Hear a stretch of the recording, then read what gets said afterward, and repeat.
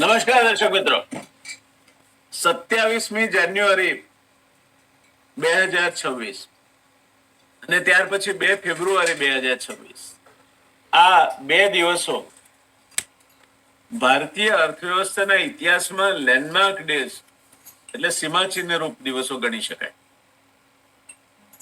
એક દિવસે જેને મધર ઓફ ધ ડીલ્સ તરીકે નવાજાય છે તે યુરોપિયન યુનિયન સાથે ના કરાર થાય. જોકે એને અસ્તિત્વમાં લાવવા માટે ભારતીય કેબિનેટે પાસ કરવા પડશે.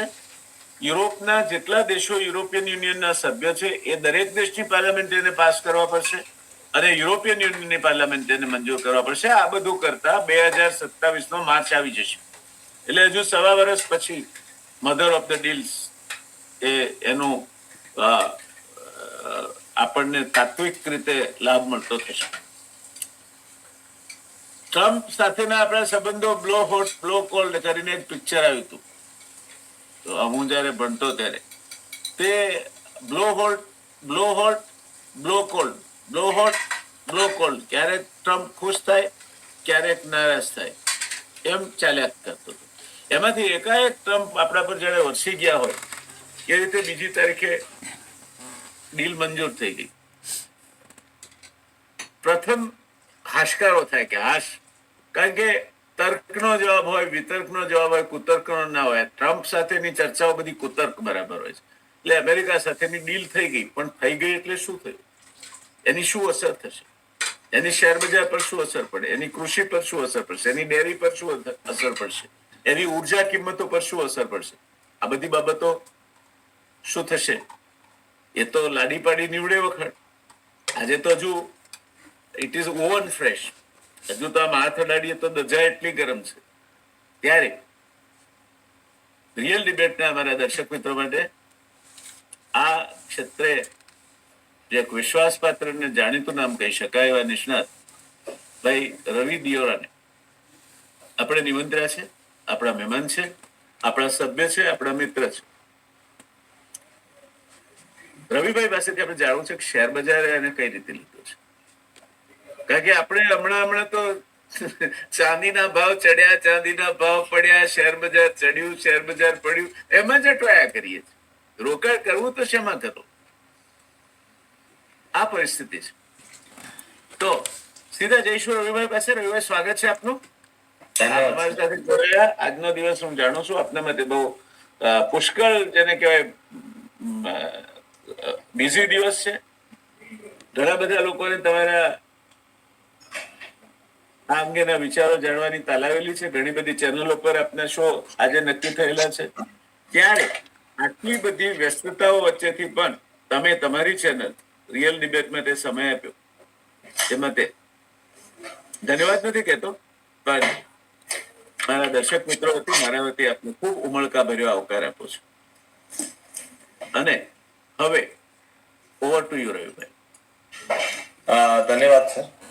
ડેફિનેટલી મીન્સ કે બીઝી 3 રવિવાર પણ આ વખતે કામ કર્યું છે. રવિવારે પણ અમારું માર્કેટ ચાલુ હતું.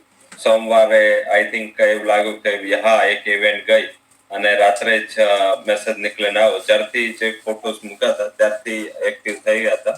પહેલા એમને ફોટો મૂક્યો, ફોટો પછી સર્જીઓ ગોરના કમેન્ટ આવ્યા કે સ્ટે ટ્યુન, એટલે મીન્સ કે 10:30 સુધી ટ્યુન રહ્યા અને ત્યારબાદ ડીલ જોઈ. હાલાકી ડીલમાં સૌપ્રથમ જયારે મીન્સ કે ફર્સ્ટ મેસેજ પ્રાઇમા ફેસી પર જોયું ત્યારે એવું લાગ્યું કે મીન્સ કે જે એમને ટેરિફનો ઉલ્લેખ કર્યો હતો કે 25%માંથી 18%, એટલે માર્કેટને પણ થોડું અનસર્ટનિટી હતી કે 50%થી 18 થયા કે 25 થી 18 થયા, કારણ કે આ બહુ મોટો ફરક પડી જાય. જો એમને રેસિપ્રોકલ ટેરિફનો પણ ઉલ્લેખ જ કર્યો હતો, હવે સ્પેશિયલ જે એડિશનલ ટેરિફ હતા એનો કોઈ ઉલ્લેખ નહોતો. એટલે તરત જ માર્કેટને એટલું થયું કે આ શું થયું.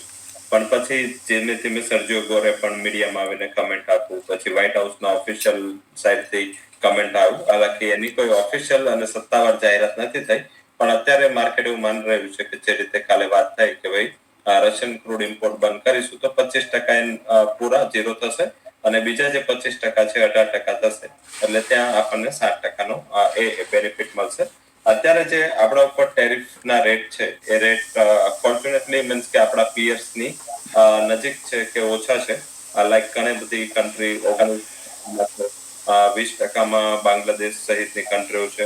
ચાઇના 34% ટેરિફમાં છે અને આપણે માત્ર 18% ટેરિફમાં છે, એટલે થોડી કોમ્પિટિટિવનેસ માર્કેટને દેખાય. હાલાકી આમાં એવું છે કે ઓલરેડી ઘણા બધા સેક્ટર્સમાં ટેરિફ હતા અને ટેરિફ ઉપરાંતના રેસિપ્રોકલ ટેરિફ હતા. એટલે ઇફેક્ટિવલી આપણે જોઈએ તો આજે 18% વાળા છે એ 21-22% તો પણ થઈ જાય, કારણ કે આપણે ઓન એન એવરેજ 3.5 થી 4% ટેરિફ છે ચાર્જ ઓલરેડી યુએસ આપણી પાસેથી કરતું હતું. હાલાકી આપણે બહુ આ રેશિયો વધારે હતો, હવે એ ઝીરો કરવાની વાત કરી છે. મારા હિસાબે આ પણ થોડું આપણે જોવાનું છે કે જ્યાં આપણે પછી ના નહીં પાડી શકે કે ભાઈ તમે 100% અમારે ત્યાં કઈ ઇમ્પોર્ટ મીન્સ કે એક્સપોર્ટ ના કરો, અમે જ માત્ર તમને મોકલશું, એ 18% મોકલશું, તમે 0% અમારે જે જોઈએ મોકલશો. એ તો જે પણ એક્સપોર્ટેબલ કોમોડિટીઝ હશે અહીંયા ઇન્ડિયામાં આવશે અને એ ડીલનો પાર્ટ ના હોઈ શકે, કારણ કે જો ડીલનો પાર્ટ બનાવે તો આ ડીલ ના થાય. તો બેઝિકલી આ એક સિચ્યુએશન છે. બીજી સિચ્યુએશનનું ક્લેરિફિકેશન એગ્રીકલ્ચર સાઇડથી છે, કારણ કે એગ્રીકલ્ચર સાઇડથી જોવાનું છે કે જે એગ્રીકલ્ચર ઉપરનું જે ડેરી પ્રોડક્ટ ઉપરનું જે વાત ચાલી રહી હતી કે ઇન્ડિયા આમાં કોમ્પ્રોમાઇઝ નહીં કરે, તો ઇન્ડિયા આમાં કોમ્પ્રોમાઇઝ નથી કરવું. એ પણ મીન્સ કે આગળ જતા ક્લેરિટી આપવી પડશે, કારણ કે અત્યારે તો અંદર વર્ડ યુઝ થયો છે, પણ જો એ થાય તો મારા હિસાબે ડેફિનેટલી ડોમેસ્ટિક ઇન્ડસ્ટ્રી માટે ઘણું બધું નેગેટિવ થાય. કારણ કે તમે સાઉથ કોરિયાનું રિયલ એક્ઝામ્પલ જો, સિમિલર વેમાં સાઉથ કોરિયાએ બધી જે ડિફેન્સ હોય કે ડેરી પ્રોડક્ટ છે, એગ્રીકલ્ચર, બધાને છૂટ આપી અને પોતાની મીન્સ કે ખાલી એક ઇલેક્ટ્રોનિક ગુડ્સની મોટી કંપની સેમસંગ હતી, બાકી એની જે આઈડેન્ટિટી હતી બહાર, મીન્સ કે આપણી જેમ જ મલ્ટી સેક્ટર આઈડેન્ટિટી વાળું કન્ટ્રી સાઉથ કોરિયા હતું અને હવે એક ઇલેક્ટ્રોનિક સેન્ટ્રિક આઈડેન્ટિટી વાળું કન્ટ્રી થઈ ગયું, કારણ કે એને યુએસ ને અપ્રુવલ આપી હતી કે એ લોકો જેટલું એક્સપોર્ટ કરે, કારણ કે એને નોર્થ કોરિયાથી ડર હતો અને નોર્થ કોરિયા સામે પ્રોટેક્શન, જેમ આપણને ટેરિફનો ડર હતો એમ એને નોર્થ કોરિયાનો ડર હતો, એટલે એમને બધી જ અલાઉ કરી દીધી અને પછી થોડી ઇકોનોમીમાં આ રીતે એક સેન્ટ્રિક આઇટમ થઈ ગઈ. તો આ એક મેજર ફેક્ટર જોવાનું છે અને હજી આ ડીલમાં ઘણું બધું મીન્સ કે મને જ્યાં સુધી અત્યાર સુધીની હિસ્ટ્રી જોઈ છે એટલે ઇઝી તો નહીં હોય ડીલ કોમ્પ્લેક્સ જ હશે અને મીન્સ કે આપણે જે ઇમ્પોર્ટ કરવાનું છે એ અમાઉન્ટ બહુ મોટી છે. એના અંતર્ગત પણ જો એ દર વર્ષે કરવાની છે, I think it's a too huge amount. $500 billion, 45 lakh crore થાય. ઇન્ડિયાની જે ટોટલ ફોરેક્સ રિઝર્વ છે એના 80% થાય. મીન્સ કે આપણી ટોટલ અત્યાર સુધી જે કમાઈ છે આપણે ફોરેક્સ રિઝર્વ એનો 80% વાપરો તો આ ડીલ થઈ છે.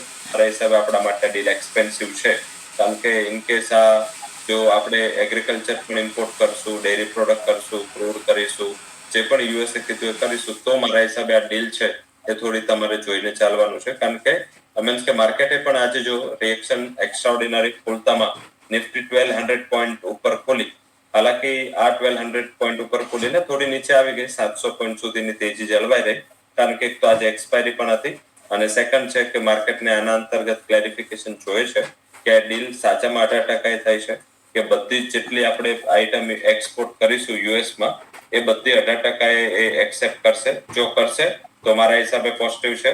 જો એમાં પણ કદાચ એ રીતે આવે કે જૂની ટેરિફ ઉપરના રેસિપ્રોકલ છે, તો મારા હિસાબે આ ડીલમાં ફરીથી જેટલું પોઝિટિવ આપણે માનીએ છીએ એટલી પોઝિટિવ ના થઈ શકે. અને સેકન્ડ ક્લેરિફિકેશન એ જોઈશે કે મીન્સ કે $500 બિલિયન માં આપણે શું પરચેસ કરીશું, કારણ કે ઇન્ડિયાનું જે ઇમ્પોર્ટ બિલ છે એ ઇમ્પોર્ટ બિલ તો આનાથી સિગ્નિફિકન્ટ નાનું છે. લાઈક કે જે કંપની $47 બિલિયન છે અત્યારે, આપણે 47